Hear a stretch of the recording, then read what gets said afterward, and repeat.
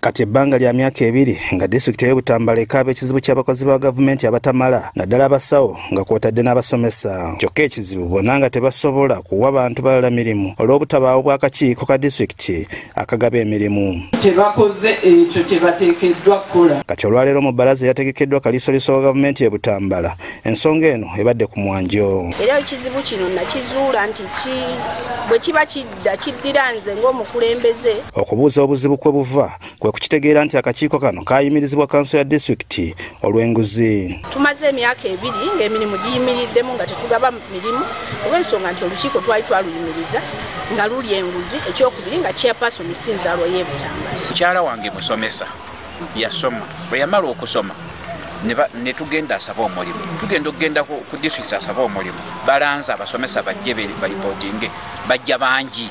Kati buli anaawangulwa okuyitawo bamuwe ekifo nti genda osomesa ogende ku payroll.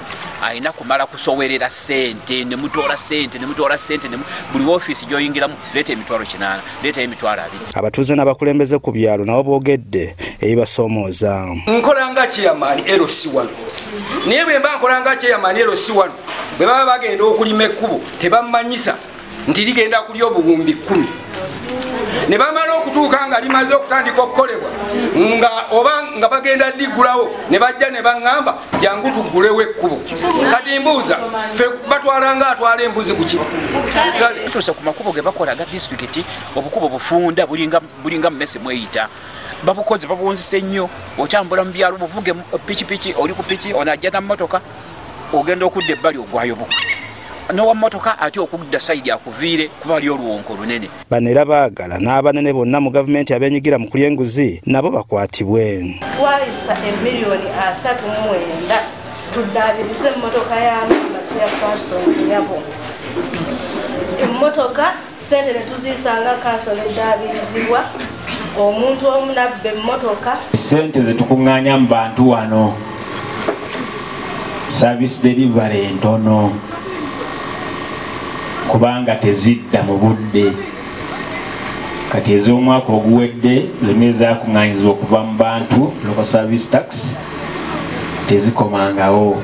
Atwala ofiisi ya kaliisoliiso Gideon Achana asabye abantu ba bulijjo okuyambako gavumenti mu kaweefube w'okulwanyisa obuli bw'enguzi okwetooloola eggwanga lyonna.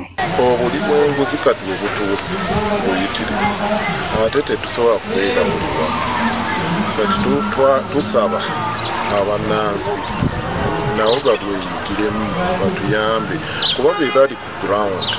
Ku nsonga y'akakiiko akagaba emirimu mu Butambala akaayimirizibwa olw'obulyake onazeemu bw'ati. Responsibility ya Service Commission formulation ya district council we are nominating then they were forwarding to Service Commission they approve they were forwarding. Therefore nga bagambye twaddemu corrupt awo tukola ki tuyingiramu. Bano bategeezezza nga bwe bagenda okwetoola disitulikiti ez'enjawulo nga bakola bbalaza zino okusobola okufuna ebirowoozo bya bannayuganda ku nsonga y'obulyake.